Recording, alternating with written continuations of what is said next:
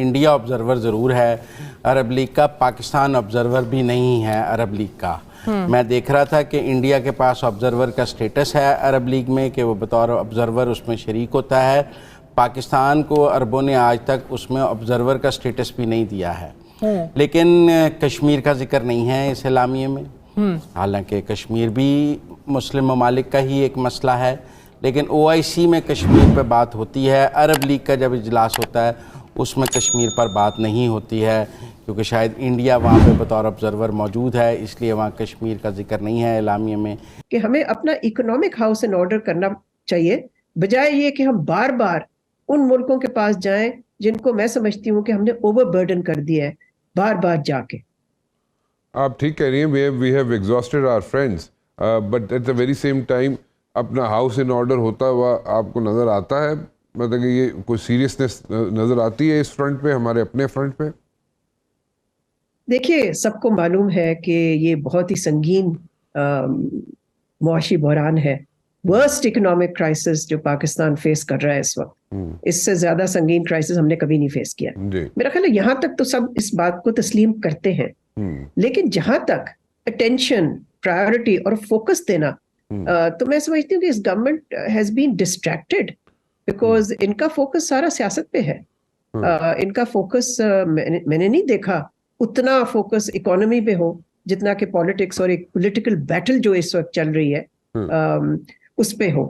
تو دیکھیں اس کے تو لوزرز پورے ہمارے ملک کے لوگ ہوں گے نا۔ اگر اکانومی ٹینک کرتی ہے، اگر ہم ڈیفالٹ کر جاتے ہیں، جو کہ اللہ کرے نہ ہو، لیکن اگر فرض کیجئے وہ ہوتا ہے تو who will suffer the most? The people of Pakistan. جو ہماری غریب عوام، ان پہ سارا برڈن پڑے گا۔ تو اسی لیے میرا خیال ہے ضرورت اس چیز کی ہے کہ سیاست ایک طرف رکھی جائے اور اکنامک کرائسس پہ فوکس کیا جائے، نہ کہ وہی جیسے میں نے پہلے بھی کہا کہ باہر سارا وقت دیکھا جائے کہ جی اب کون ہمیں بیل آؤٹ کرنے آئے گا، کوئی ملک آئے گا یا IMF آئے گا۔ ہمیں خود بھی اپنے آپ کو بیل آؤٹ کرنا چاہیے۔ Very true. G20 میں تو بیسک ایشو جو پاکستان کے نقطہ نظر سے یہ ہے کہ پاکستان اعتراض کر رہا ہے کہ جو آکیوپائڈ جموں کشمیر ہے اس میں سری نگر میں جو ایک وہ فنکشن کروا رہے ہیں ٹورزم کے سلسلے میں، وہ میٹنگ نہیں ہونی چاہیے G20 کی، کیونکہ وہ ہندوستان اپنی تمام ریاستوں میں یہ کروا رہا ہے، لیکن اس میں جموں کشمیر ڈسپیوٹڈ ٹیریٹری ہے۔ اس میں چائنا نے تو ہمیں اوپنلی سپورٹ کیا ہے۔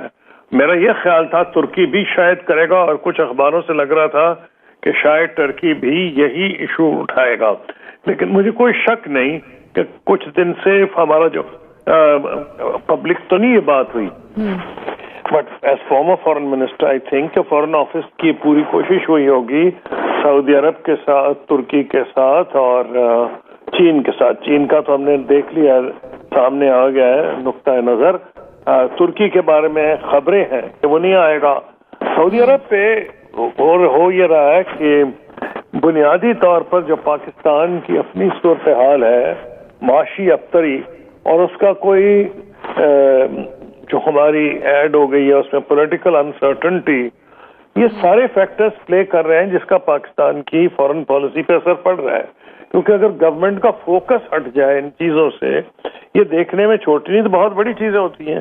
مجھے نہیں پتا کہ سعودی عرب کیا فیصلہ کرے گا، لیکن ہونا تو یہ چاہیے تھا کہ 5-6 مہینے سے ہم اس ایفرٹ میں ہوتے، کیونکہ میں پتا تھا کہ G20 کی جو سربراہی ہے اس سال بھارت کے حصے میں ہے، اور وہ پورا اس کا فائدہ اٹھائے گا، اور یہ سیکرٹ بھی نہیں تھی، اس کی تو بڑی دیر سے خبریں آ رہی تھی کہ جموں کشمیر میں اور سری نگر میں ٹورزم کے سلسلے میں وہ کروائے گا۔ تو میں جی فرمائیے۔ مزمل سروردی بول رہا ہوں، اگر چین نہیں آتا اور ترکی اور سعودی عرب نہیں آتے، باقی سب آتے ہیں، میٹنگ تو پھر بھی ہو جائے گی۔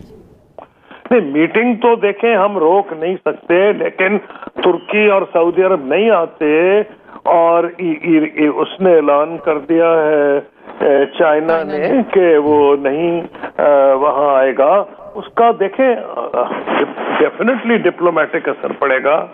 چائنا ایک چھوٹا موٹا ملک تو نہیں، دنیا کی دوسری بڑی معیشت ہے، it's a veto wielding power. ہمارے لیے ترکی بہت اہمیت کا حامل ہے، اور سعودی عرب سے ہمارے رشتے ایسے ہیں کہ جو مجھے آپ کو بتانے کی ضرورت نہیں۔ آپ نے یہ فرمایا کہ اگر وہ نہیں آتے، اگر آپ کو اطلاع ہے تو مجھے دے دیں، میں نے تو لیٹسٹ نہیں دیکھا کہ سعودی عرب نے کیا فیصلہ کیا ہے. نہیں، ابھی انہوں نے نہ کنفرم کیا ہے نہ انکار کیا ہے. اب بہتر تو یہ ہے کہ وہ نہ آئے، لیکن اس میں ہمیں یہ اپنے گلے میں بھی جھانکنا پڑے گا کہ یہ کیوں ہو رہا ہے. ایسے ہوا ایسا رہا ہے ابھی تک تو یہ جو ترکی، چائنا، یہ تو آپ کے ناک کی ایک بغیر بھی آپ کے ساتھ کھڑے ہوئے ہیں ابھی تک. خدا کرے یہ معاملہ چلتا رہا ہے، لیکن ہمیں پوری توقع تھی کہ سعودی عرب کے ساتھ، تو اس میں ہمیں اپنے اندرونی طور پر بالکل سوچنا چاہیے کہ جو بھی یہاں ملک میں ہو رہا ہے ہم یہ نہ سمجھیں. کسی نے ولیم گلیڈسٹون سے پوچھا تھا جو برطانیہ کے 4 دفعہ وزیر اعظم رہے تھے کہ بتائیے خارجہ پالیسی کا راز. انہوں نے کہا گورننس اور انٹرنل اسٹیبلٹی، اس کے علاوہ تو کوئی راز نہیں ہے نا جی.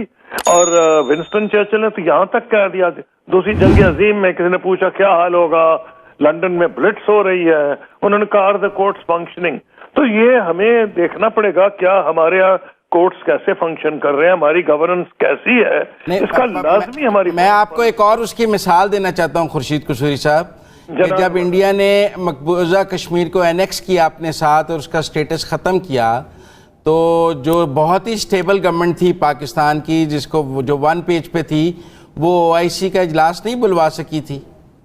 آپ صحیح کہہ رہے ہیں، آپ کی بات میں حالانکہ اس وقت پاکستان میں کوئی انسٹیبلٹی نہیں تھی، کوئی پولیٹیکل کرائسس نہیں تھا، کوئی اکنامک کرائسس بھی نہیں تھا.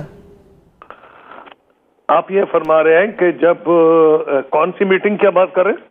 جب مودی صاحب نے مقبوضہ کشمیر کو کا سٹیٹس ختم کیا اور وہ 390، تو پاکستان میں ایک مستحکم حکومت تھی، مالی طور پر بھی ٹھیک تھے، سیاسی عدم استحکام بھی نہیں تھا، پھر بھی OIC کا اجلاس نہیں ہو سکا تھا.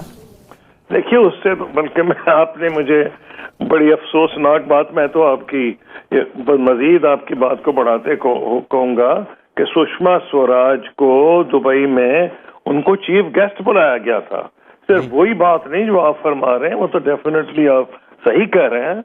تو یہ میں نے تو آپ کو کہا ہے کئی سالوں سے، آپ نے تو یہ کہہ دیا حالات ٹھیک تھے. میرے حساب سے تو کئی سال سے ہمارا نہ بیلنس آف پیمنٹس ٹھیک ہوتا ہے، ہم کئی سال سے IMF کے پلے پڑے ہوئے ہیں. ہم نے کبھی یہ نہیں سوچا او بھائی یہ ملک ٹھیک ٹھاک چل رہا تھا، اگر دوسرا 20%. اچھا، آخری سوال آپ سے کرنا چاہتا ہوں، ہمارے پاس ٹائم کم ہے.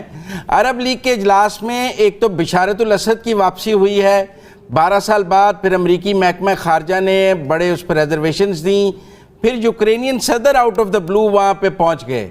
تو انہوں نے دونوں گھر خوش کیے ہیں، روس بھی خوش کیا ہے، امریکہ بھی خوش کیا ہے. ہندوستان بھی یہی کر رہا ہے جی. جن ملکوں میں اسٹیبلٹی ہے، سعودی عرب کو آج کسی کی پرواہ نہیں، انہوں نے تو مان لی چین کی ثالثی. تو بات وہیں آ جاتی ہے. ایک زمانہ تھا کہ امریکہ کی ٹھیک ہے سابق وزیر خارجہ خورشید قصوری صاحب، آپ کا بھی پوائنٹ